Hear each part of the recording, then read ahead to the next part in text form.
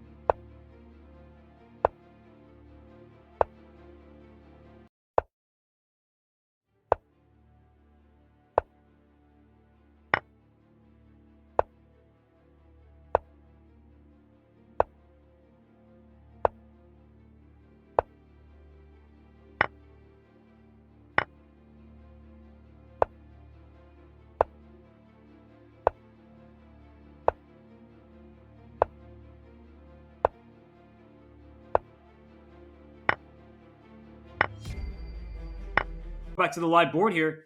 It seems like we're just a matter of time between Gukesh at minimum getting to a tiebreak. He moves the king forward.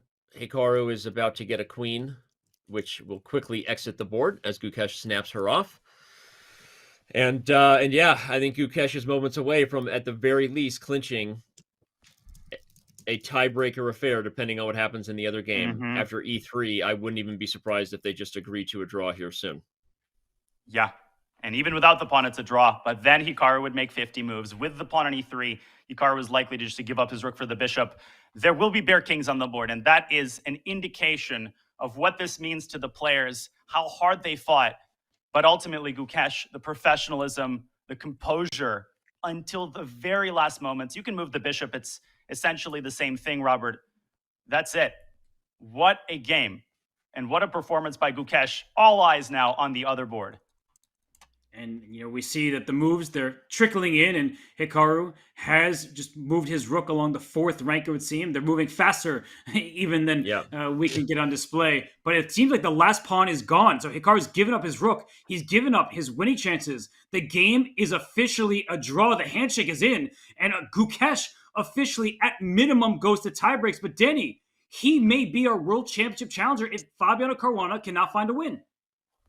And what a candidates the young man has had. As I said at the top of the show, people thought he was here to get experience. Turns out he was giving us an experience, the Gukesh experience. And we might be living in a Gukesh world here for many years to come. That guy has at the very least punched his ticket to a tiebreaker, and what a thrilling one it would be if it does happen tomorrow. But it may not even happen. He might be the man already having clinched a match against the world chess champion in Ding Liren. So breathe it in, folks. Shout out to the fan base. Shout out to the youngest player in the candidates field who has clinched at least a